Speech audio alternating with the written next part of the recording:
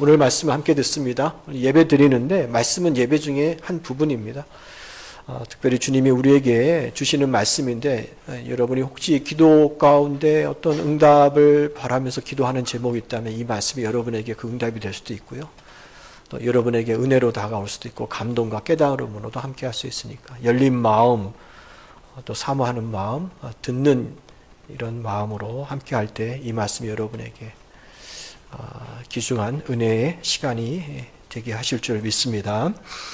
에스더서를 지난 시간에 이어서 함께 보고 있죠. 에스더서는 2500년 전에 기록된 것이고 유다 민족을 구원하는 구원의 책이고 이런 건 다 알고 있는데 또 그 중에 하나의 특징이 하나님이라고 하는 이름이 한 번도 나오지 않습니다. 그러나 하나님이 등장하지 않은 것처럼 보이지만 그 이야기 속에 그 역사 속에는 하나님 강력하게 나타내시는 것을 우리가 보게 되죠.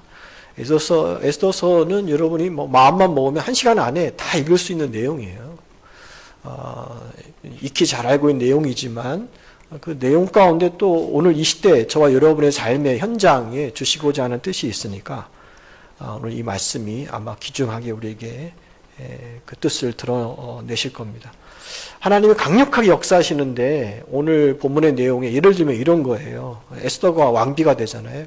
에스더가 왕비가 되는 그 역사의 배후에 하나님은 어떤 일을 하셨을까?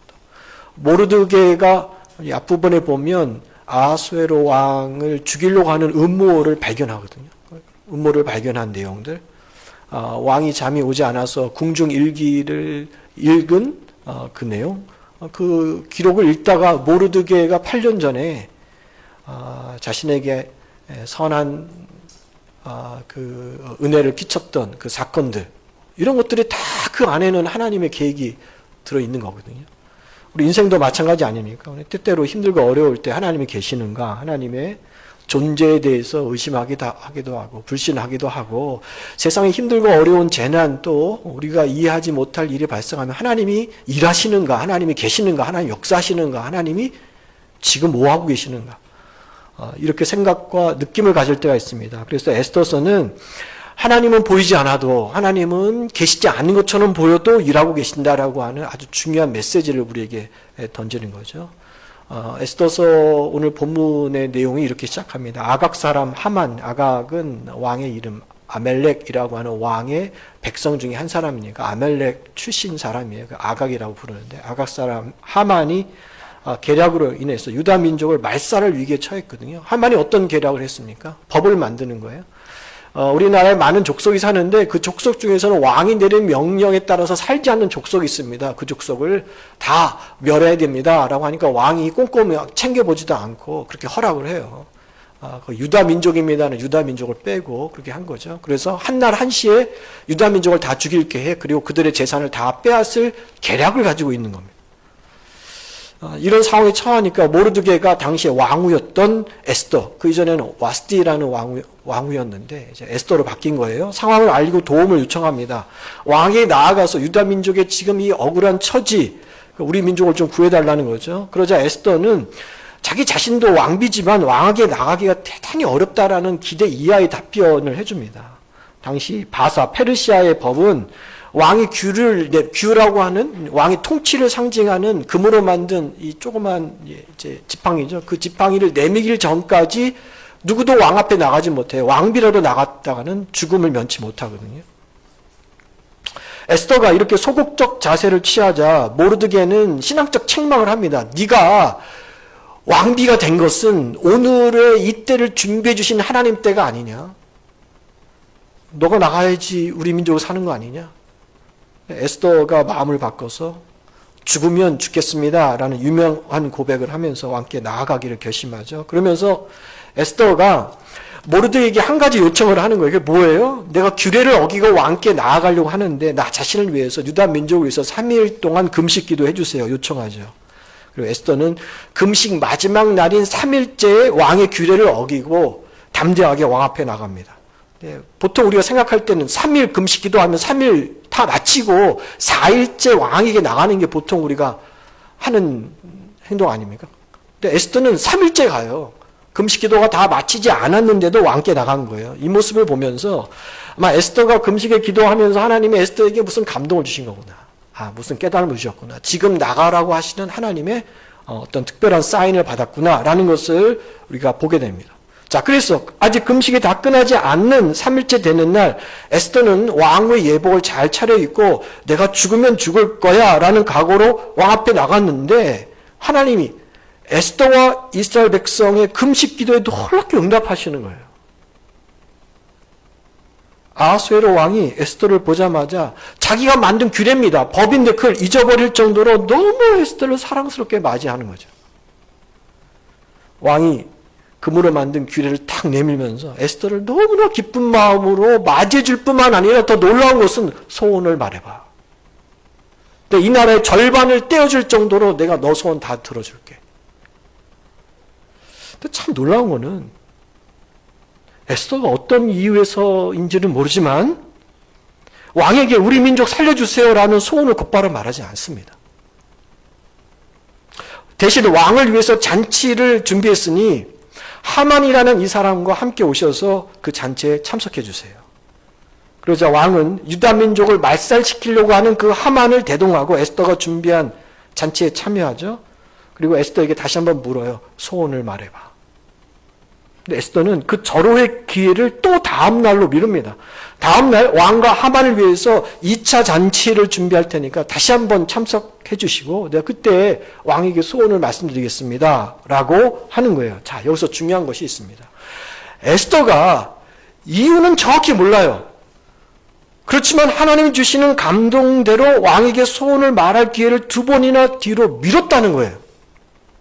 우리가 이런 생각 안 하고 그냥 읽으면 뭐 뒤로 2번 미뤘나 보다 이렇게 하고 넘어갈 수 있죠. 근데 이 안에도 하나님 역사가 있다는 거예요. 우리가 성경의 앞뒤 문맥을 자세히 살펴보면 에스더가 정확히 무슨 의도를 가지고 이 중요한 기회를 왕에게 2번 뒤로 미뤘다라고 볼 수 있는 사실은 없습니다. 성경 그런 걸 말씀하지 않아. 이런 것 때문에 뒤로 미룬 것이다 라고 하신 것이 아니라 하나님이 분명히 에스더에게 어떤 감동, 깨달음을 주신 거예요. 그래서 그렇게 뒤로 미룰 수밖에 없도록 하나님 만드신 거죠. 근데 중요한 것은 유다 민족의 구원에 있어서 너무나도 중요한 사건이 에스더가 이렇게 뒤로 미루는 이 시간대에 벌어진다는 겁니다. 에스더는 왕과 하만을 2번 초청합니다. 1차 초청 잔치에 참석한 후에 내일 2차 초청 잔치를 기약하면서 왕은 왕궁으로 하만은 자기 집으로 돌아가죠. 그런데 그날 밤입니다. 자, 어떤 일이 벌어지는가? 하나님 이렇게 역사하시는 거예요. 하만과 왕에게 중요한 일이 일어나는데 먼저 하만에게는 어떤 일이 일어나느냐? 하만이 1차 잔치를 마치고 집에 돌아가는 길에 누구를 만나느냐? 늘 눈에 가시처럼 여겼던 하만을 길에서 만나는 거예요. 모르드게는 왕의 명령을 어기면서 하만에게 절을 하지 않았습니다. 하만이 무슨 법을 만들었냐면 왕이시여 신하 중에서 자기를 제일 높게 해서 자기에게 모든 신하가 절을 하도록 만들었거든요. 모든 신하들은 다 하만을 보면 절을 해. 근데 모르드게만 안 해. 왜 모르드게가 절을 안 했을까요? 하나님 외에는 어떤 것을 절하지 않는다. 모르드게 신앙이거든요. 그래서 하만이 엄청 열을 받습니다. 어차피 유대 달력으로 12월 13일 날 모르드게와 유다 민족을 다 멸절하기로 결정되었기 때문에 불임이라고 그랬죠. 제비 뽑아서 그 날짜를 정한 거예요. 마음 같아서는 당장 모르드게를 처형하고 싶지만 자신의 화를 꾹 참고 집으로 돌아옵니다. 하만은 집에 가서 자기 아내 세레스와 친구를 불러서 엄청 이제 자랑하기 시작해요. 영부인 에스더가 자기를 초청했는데 이게 엄청 대단한 거다. 모든 신하 중에서 나만 초청했다. 1번 초청이 아니라 2번 초청했다. 침이 마르도록 아내와 친구들에게 자랑을 하기 시작합니다. 그런데 그렇게 자랑을 하다 보니까 갑자기 집에 오는 길에 끝까지 인사를 하지 않은 그 밥맛 없는 모르드게의 불미스러운 일까지 확 튀어나온 거예요. 그래서 그 이야기를 해버려요. 집에 오는데 모르드게가 나한테 절을 안 하더라. 그러자 하만의 이야기를 잘 듣고 있던 모든 사람이 열을 받아가지고 한 가지 제안을 합니다. 그 제안이 뭐냐? 야, 너 내일 50큐빗, 지금으로 따지면 한 23m 정도 되는 큰 나무 하나 세워놓고 왕의 명령을 어기고 너에게 절을 하지 않은 모르드게를 달아 죽인 다음에 기쁜 마음으로 2차 초청 잔치에 가라. 하만이 그 제안을 너무나도 좋게 여기서 모르드게를 매달 그 높은 장대를 곧바로 세우게 하죠. 근데 나중에 어떻게 돼요? 우리는 결과를 알잖아요. 그 높은 장대에 누가 매달려 죽습니까? 하만이 죽는 거예요. 자, 여기서 우리는 첫 번째 영적 교훈을 얻게 됩니다. 누가 내 곁에 있느냐? 내 주위에 어떤 사람을 두느냐? 너무나도 중요하다. 부모가 자녀를 키우면서 이런 이야기 하는데 친구 잘 사귀어야 된다. 내가 평소에 누구를 가까이 하며 중요한 결정을 놓고 누구와 주로 의논하는지가 너무나 중요한 것 아닙니까? 제가 지난주에 이 내용을 가지고 설명드렸어요. 여러분 기억나실 거예요. 에스더 이전에 왕비였던 와스디 왕후가 아수에로 왕의 요청, 잔치가 있는데 당신 좀 나와주세요 라는 것을 거절했을 때 왕의 7명의 자문관 중에 무무관이라고 하는 자문관이 이렇게 잘못된 조언을 하잖아요. 왕이 이 일을 대충 덮고 넘어가면 바사 제국, 페르시아 제국의 모든 여자가 남편을 무시할 겁니다. 그래서는 질서가 잡히지 않습니다. 그러니 당장 와스디 왕후를 폐위시켜야 된다라고 하는 이 무무간의 잘못된 조언을 해주죠. 이 잘못된 조언을 해준 사람이 그 왕 곁에 있었고 그 당시 왕은 또 이걸 잘 분별할 수 있는 분별력이 없었기 때문에 뒤에 가서 크게 후회할 결정을 그때 내려버린 거예요. 왕을 폐위시킨 거죠. 반대로 에스더 곁에는 누가 있었어요? 늘 하나님 앞에 서 있었던 모르드게가 있었거든요. 이처럼 내 주위에 누가 있느냐? 내가 지금 어떤 결정을 하느냐? 그 결정이 있을 때 나는 주로 누구에게 조언을 구하느냐? 물론 하나님 앞에 기도하는 건 마찬가지고 하나님께 기도하면서 또 믿음의 동지들에게 또 내가 믿을 수 있는 믿음에 잘 서 있는 사람들에게 지금 내 형편 가운데 무엇을 선택해야 하는지를 구할 수 있습니다.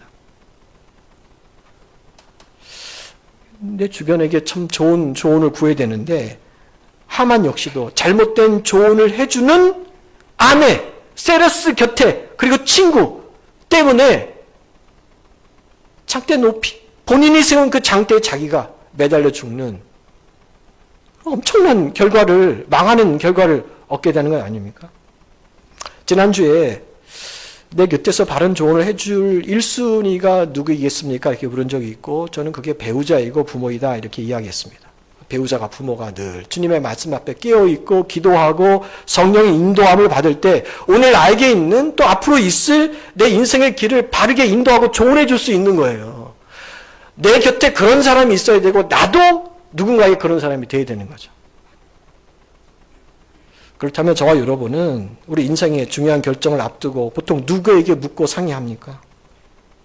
참 희한하게 인간은 본능적으로 내가 세운 계획 또는 내 세계 욕심으로 인해서 나타날 수 있잖아요. 그 내 욕심과 내 생각을 지지해 줄 사람을 찾아가요. 내 욕심, 내 계획과 반대되는 답을 해주는 사람에게 가서 묻지는 않습니다. 그럼 그 사람이 너가 하는 그 계획이 맞다라고 이야기해 주지 그건 아니다라고 강력하게 이야기를 못 하잖아요. 많은 사람이 유튜브 볼 거예요. 유튜브를 볼 때 내가 유튜브의 영상이나 게시물은 내 생각과 맞고 나에게 호기심 있고 나에게 이득이 된다는 것을 내가 찾아보지 나하고 반대되는 걸 찾아봅니까? 유튜브의 알고리즘이 그렇게 돼 있어요. 여러분이 좋아하고 여러분의 생각과 맞는 것을 계속 추천해서 그것만 보게 하지 반대되는 영상 보여주고 반대되는 내용 보여주는 거 보신 적 있습니까? 성도는 절대로 그래서는 안 된다는 거예요. 확장된 편향성에 빠지는 거예요. 내가 다 맞다고 생각하는 거예요. 오류 가운데 있는데도 그 오류를 못 보는 거예요. 진리의 말씀인 성경에 입각해서 늘 깨어있는 사람, 그런 사람이 주변에 있어야 돼요. 그렇게 구역이 세워져야 되고 주님의 명도 있게 모든 이론이 돼야 되는 겁니다. 부모도 마찬가지고 배우자도 마찬가지고. 그래서 중요한 결정이 있을 때 잘못된 결정이 되지 않도록 우리가 만들어가는 거죠. 저는 하만의 아내 세레스의 말을 듣고 서둘러서 모르드게를 매달 나무를 세우겠다가 나중에 이렇게 큰 참변 당하는 모습을 보면서 이 하만과 세레스와 반대되는 인물이 딱 생각나더라고요. 성경에. 여러분도 기억나실 거예요. 다윗과 아비가일. 다윗이 오늘 본문에 나오는 하만처럼 다윗을 냉대하는 것 때문에 엄청나게 화가 났던 적이 있습니다. 나발이라고 하는 사람에 대해서 분노를 느껴가지고요. 그냥 분노만이 아니라 내가 400명 이끌고 가서 나발뿐만 아니라 나발 족속에 포함되어 있는 모든 사람을 다 죽이겠다라고 생각만이 아니라 길을 떠난 그런 경우가 있었습니다. 사무엘상 25장에 나오는 이야기인데 나발이라고 하는 사람 이름이 원래 어리석은이라는 이름이에요. 미련한 자 이런 뜻이죠. 유다 갈멜 지역에 큰 목장을 하고 있던 사람입니다. 대단한 부자죠. 양의 털을 깎는 식재가 되는 잔치 때입니다. 지금까지 다윗과 일행이 이 나발의 농장을 지켜줬거든요. 잔치 때가 되니까 좀 먹을 것 좀 구했는데 나발의 반응이 뭐예요? 난 당신 몰라. 내가 왜 먹을 거 너에게 주느냐. 당신 엄청난 화가 난 거죠. 그때 당시에 나발의 아내였던 아비가일이 서둘러서 다윗에게 나와서 지혜로운 말과 행동으로 다윗의 분노를 싹 가라앉힙니다. 그래서 다윗이 평생 후회할 그런 결정을 막아주는 거예요. 사무엘상 25장 3절에 아비가일을 뭐라고 평가했냐면 이 여인은 총명하고 아름다운 여인이었다. 내 곁에 누가 있냐가 중요한 겁니다. 잠언서 16장 14절에도 같은 말씀이죠. 잠언서 말씀 한번 보세요. 자, 14절에 이렇게 되어 있습니다. 왕의 진노는 죽음의 사자들과 같아도 지혜로운 사람은 그것을 쉬게 한다. 쉬운 성경 번역으로는 이렇게 되어 있습니다. 왕이 노하면 사람을 죽일 수 있으나 지혜로운 자는 그 진노를 풀게 해준다는 겁니다. 아비가일이 다윗에게 꼭 이런 역할을 해준 거 아닙니까? 그래서 다윗은 아비가일의 이런 지혜에 반해서 가지고 나중에 아비가일의 남편인 나발이 죽은 다음에 이 아비가일을 자기 아내로 삼잖아요. 내 곁에 누가 있느냐? 내가 다른 사람에게 어떤 역할을 하느냐? 좋은 믿음의 사람을 두면 하나님의 은혜로 바른 길을 늘 걸어갈 수 있는 것이고, 나도 그렇지 못하고 내 주변에 그런 사람이 없으면 잘못된 결정을 할 수 있는 확률이 높은 것 아닙니까? 오늘 하만과 그의 아내 세레스와 그의 친구들의 이 모습을 보면서 다시 한번 그걸 깨닫는 거죠. 내 곁에 누가 있느냐? 나는 다른 사람에게 어떤 사람인가? 또 이 하만의 이 어리석은 판단과 결정을 보면서 성경의 중요한 원리를 우리가 보게 되죠. 뭐냐면 악을 계획하는 사람은 그 계획한 악에 자신이 빠진다. 꼭 성공할 것 같고 잘 될 것 같지만 결국은 그 악에 자기가 빠지는 거예요. 시편 7편 15절 말씀 15절입니다. 그가 웅덩이를 파 만들며 제가 만든 함정에 빠졌다. 웅덩이 만들어서 누군가를 빠뜨리려고 했는데 결국은 자기가 그 웅덩이에 빠지는 거예요. 또 하만의 이 모습을 보면서 우리가 익히 잘 알고 있는 교만의 끝이 패망이라는 것도 분명하게 확인시켜주는 것 아닙니까?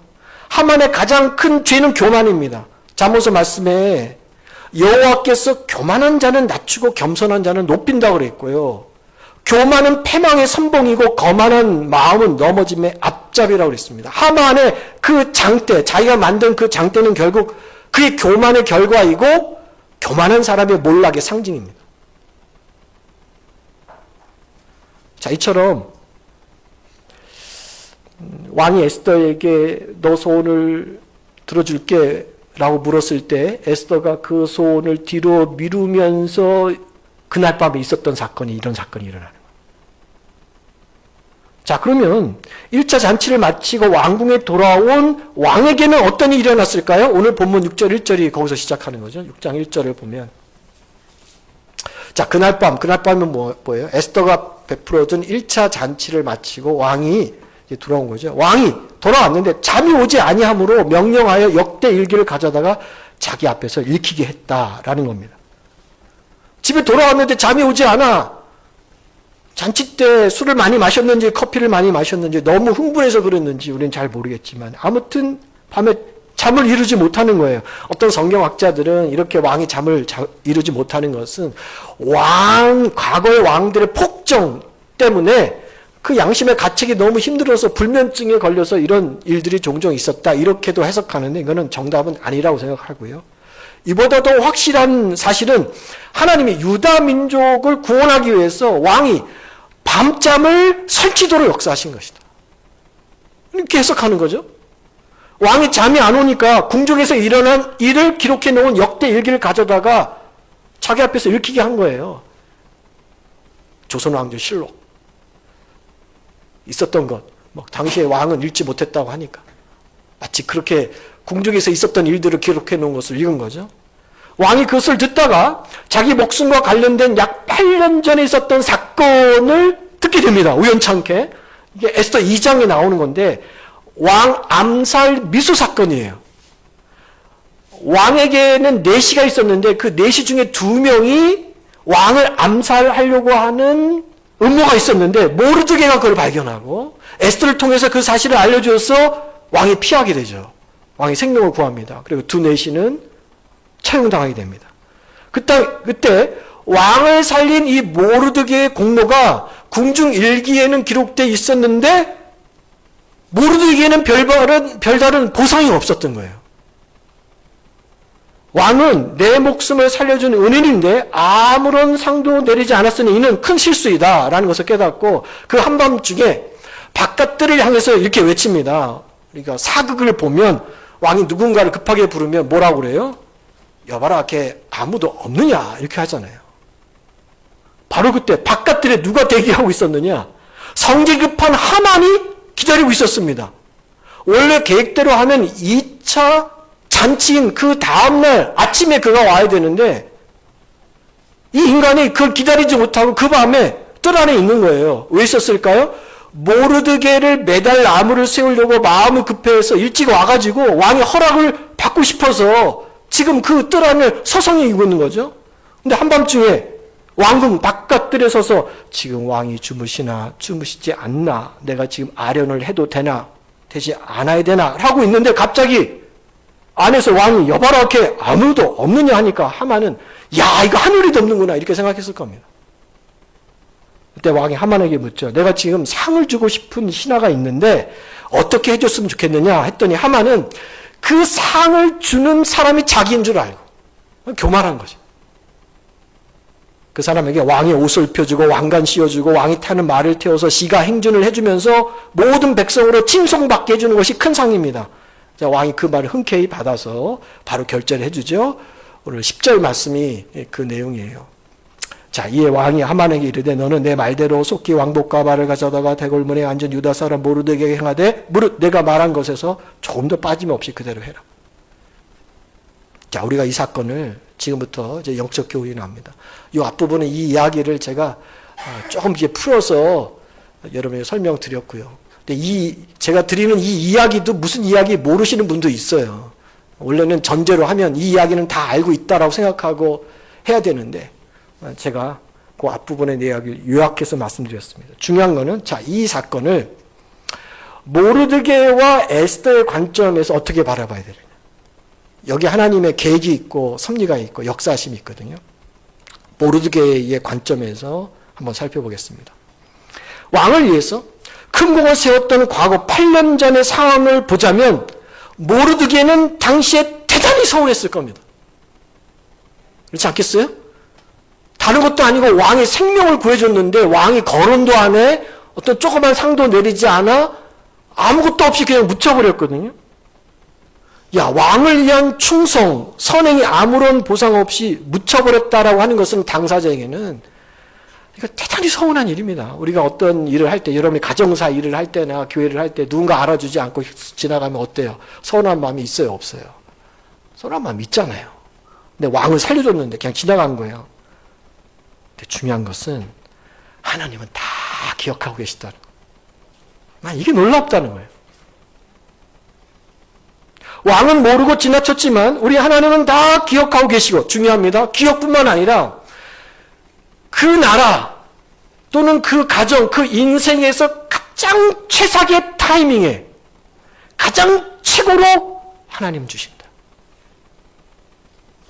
모르드게 인생에서 가장 최상의 최고의 높여주심과 유다 민족의 구원으로 이어지도록 하나님 역사하셨다. 이 시대 모르드게 같은 삶을 살기를 원하고 그 길을 걷는 저와 여러분은 지금 하나님을 위해서 뭔가를 충성합니다. 섬깁니다. 봉사합니다. 그러면 하나님은요 반드시 기억해 두십니다. 반드시 기억하셨다가 저와 여러분의 인생에서 가장 적절할 때, 가장 최고의 때, 가장 필요할 때 그것도 가장 좋은 것으로 보상해 주시는 하나님. 저와 여러분이 하는 기도가 있습니다. 기도는 진실된 기도를 뜻하는 거예요. 주님 앞에 드리는 우리 예물이 있습니다. 힘들고 어렵지만 주님 것으로 알고 드려지는 우리 예물. 우리 하나님께 하는 우리의 섬김, 봉사. 주님으로, 주님의 이름으로 행하는 선행. 우리 명동교회 마지막 부분에 가면 사명선언문의 착한 행실의 빛, 선행이죠. 하나도 빠짐없이 기억해 놓고 계시다가 하나님의 때에 반드시 되돌려 주시는 것이 우리 아버지다. 성경 역사 가운데 이런 인물이 또 있더라고요. 요셉이 그랬어요. 요셉이 억울한 누명 쓰고 궁중 감옥에 갇히잖아요. 간수로 일할 때입니다. 떡 맡은 관원장과 술 맡은 관원장이 감옥에 들어온 거예요. 근데 그들이 꿈을 꿔요. 꿈까지 해석해 주면서 그들을 자원해서 돌봐줍니다. 그리고 욥의 해석대로 복직한 사람이 술 맡은 관원장이거든요. 그런데 이 술 맡은 관원장이 요셉이 자기에게 해준 이 선행을 잊어버린다고요. 만 2년 동안. 우리 같으면 저 요셉 대단한 사람이다. 가서 왕에게 뭐라도 이야기해가지고 빨리 감옥에서 나오든지 아니면 좋은 자리를 주든지 뭔가를 해줄 텐데 안 합니다. 그런데 하나님은 잊지 않으신다. 만 2년 후에 애굽 바로 왕의 꿈을 통해서 그동안 요셉에게 묻혀 있었던 그 선행을 드러내시고 요셉을 총리로 세우잖아요. 성경은 이 사실을 분명하게 우리에게 이렇게 이야기합니다. 잠언서 15장 3절인데요. 자, 화면이 조금씩 늦어요. 조금씩 빠르게 해주세요.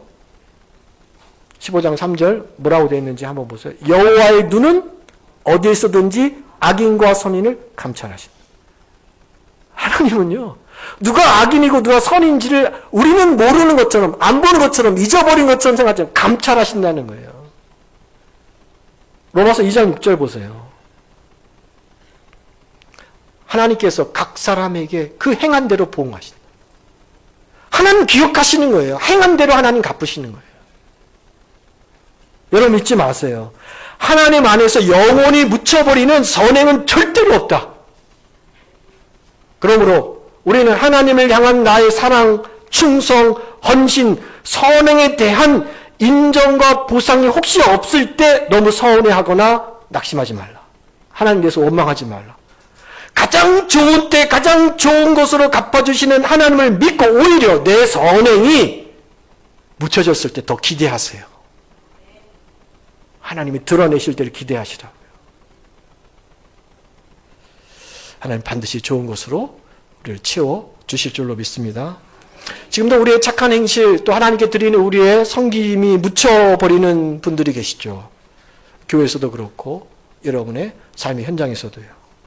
그 선행이 가장 묻혀있는 대표적인 인물을 꽂으라면 저는 어머니들이라고 생각합니다. 사람 직장생활 하죠. 맞벌이도 참 많이 하는데요. 직장생활 하면 대부분 그 직장생활에 대한 인정과 보상이 뒤따라옵니다. 내가 열심히 일하면 그것으로 승진의 보상이 있기도 하고 보너스를 받기도 하고 연봉을 인상해서 보장을 해주는 거죠.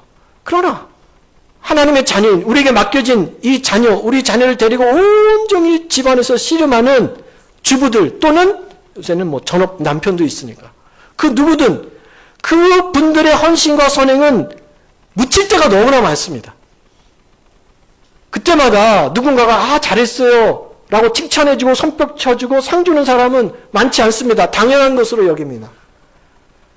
많은 여성이 가정생활을 꺼리고 직장생활을 선호하죠. 솔직히 한번 대답해 보자고요. 애를 키우는 거하고 나가서 직장하는 거하고 둘 중에 하나를 한다면 여러분 뭐가 더 좋습니까?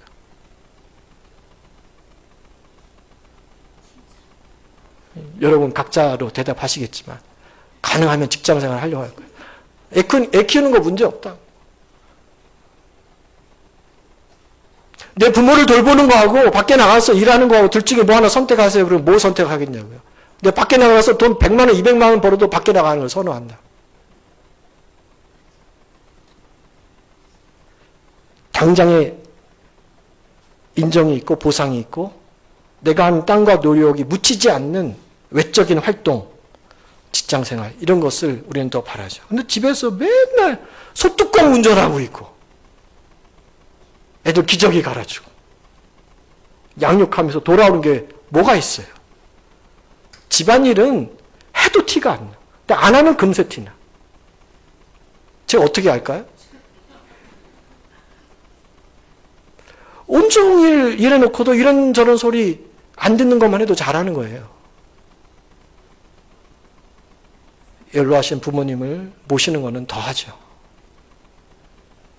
여러분, 하나님은 기억하신다. 난 거기서 위로를 받습니다. 하나님은 다 알고 계세요.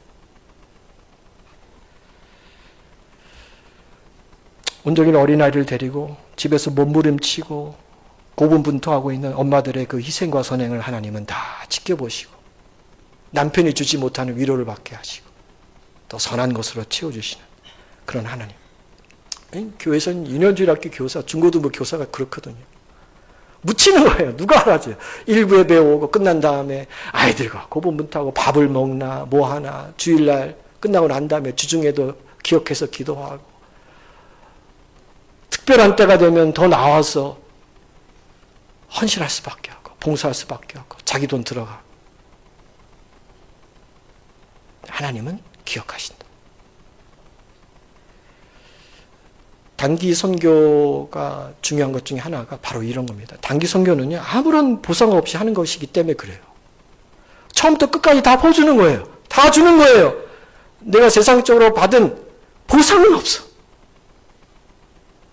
단기 선교팀을 모집하고 훈련하고 기도하고 인솔한다고 해서 저에게 더 많은 이득이 있는 것은 아닙니다. 참여는 단기 선교팀원들에게도 마찬가지입니다. 근데 여러분들이 단기 선교 가서 아무리 애를 쓰고 사역하고 봉사해도 그들에 대한 보상은 없어요. 보상은 없고 시간이 지나면 차차 잊혀지게 되죠. 그러나 하나님은 그것도 기억하신다.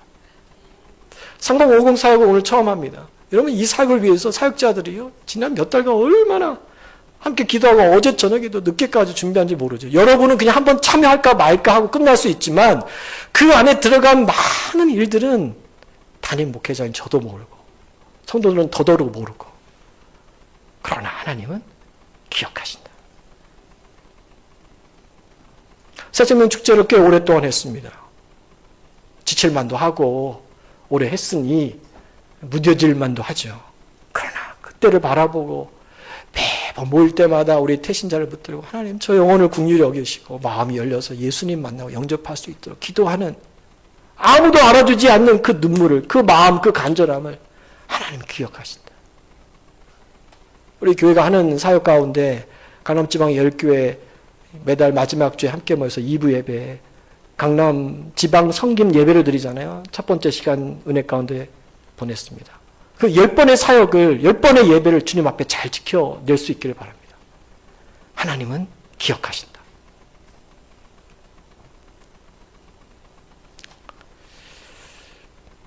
그래서 주님을 위한 사역은 서운함이 아니라 설레임으로 맞이하는 거예요. 설레죠. 어떻게 하나님 역사하실까? 갈라디아서 6장 9절은 우리에게 이렇게 말씀합니다. 선을 행하다가 낙심하지 말지니 때가 되면 반드시 이뤄낸다.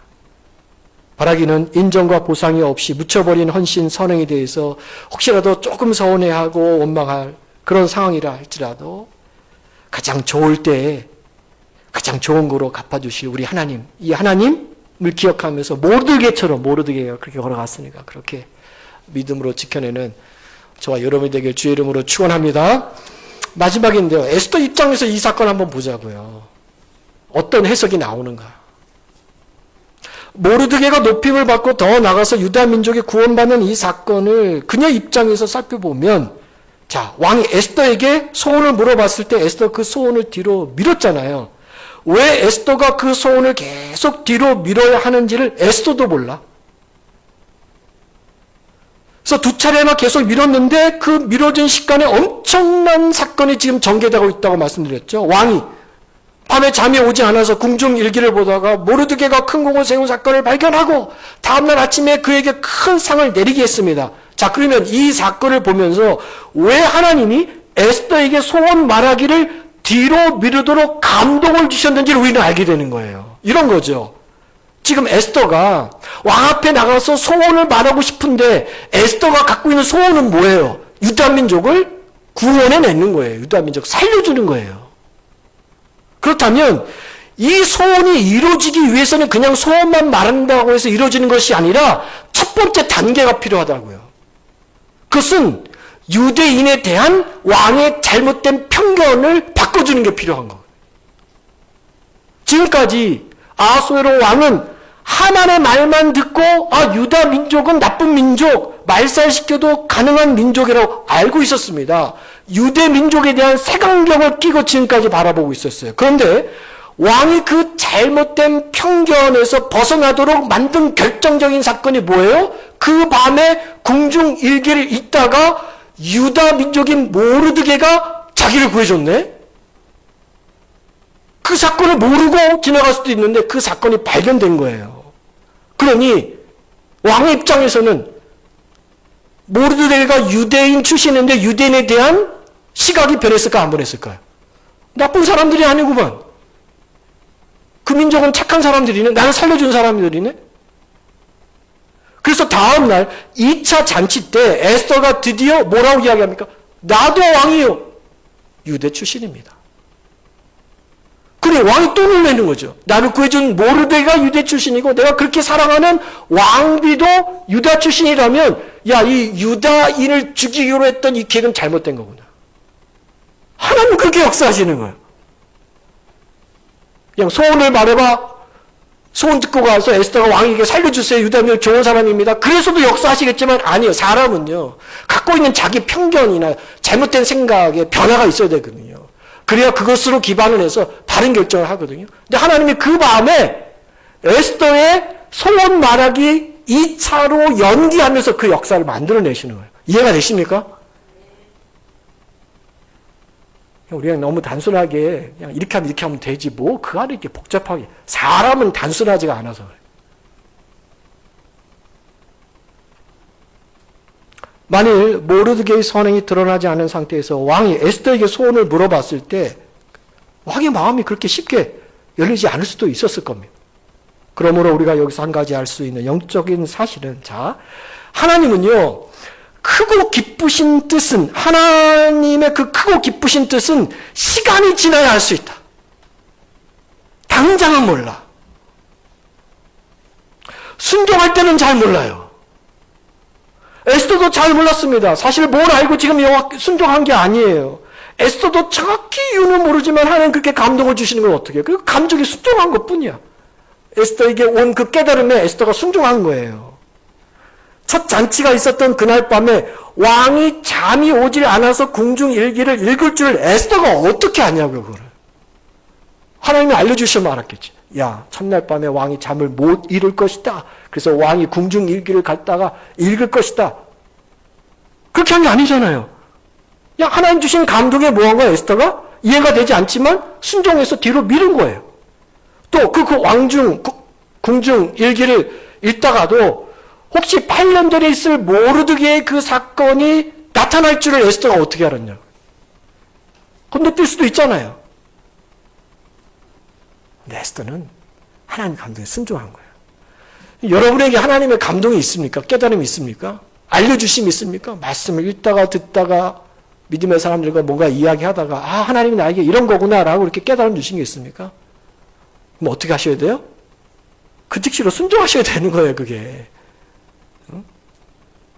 그걸 요리조리 생각해보고 계산해보고 맞나 틀리나 내 형편에 맞나 하면 놓치는 거예요. 에스더는 그렇지 않았거든요. 우리도 마찬가지입니다. 우리가 하나님 말씀에 순종할 때 왜 순종하라고 말씀하는지 그 이유를 다 알 수 없습니다. 다 깨닫고 다 확인하고 우리는 순종하지 않습니다. 왜 하나님이 원수를 불쌍히 여기고 그를 위해 기도하고 용서하라고 하는 그 말씀을 주셨는지 우리가 어떻게 다 알고 거기에 동의하고 순종합니까? 왜 하나님의 주의를 구별해서 거룩하게 지키라고 말씀하는지 그 이유를 다 우리가 알아본 다음에 순종합니까? 왜 주님께서 우리에게 11조를 하라고 하시는지, 왜 너희는 늘 깨어서 기도하고 범사에 감사하라고 하는지, 하나님의 주신 것으로 늘 자족하고 어느 누구에도 빚을 지지 않는 인생을 살아가라고 말씀하시는지, 뇌물은 주고 받지 말라고 왜 말씀하시는지, 왜 보물을 하늘에 두고 그곳에 쌓아두라고 말씀하시는지, 왜 성령이 내게 그런 감동을 주시는지 몰라요. 설명해줘도 모르고. 세월이 흘러야 합니다, 여러분. 일정 시간이 지나서 그 순종이 나중에 열매로 조금씩 비칠 때 그때 이야, 이거구나. 이게 하나님 이렇게 하셨구나. 이게 하나님이 그때 순종하게 하신 결과구나. 라는 것을 깨닫게 되는 거예요. 그러므로 하나님의 말씀과 성령 주시는 이 감동 앞에서 순종해야 할 이유를 너무 이성적으로 합리적으로 이렇게 똑똑한 게 아닙니다, 여러분. 신앙은 똑똑하고 이성적으로 합리적으로 한다고 해서 되는 게 아니에요. 어떤 부분은 베레아 성도처럼 그 말씀이 맞는가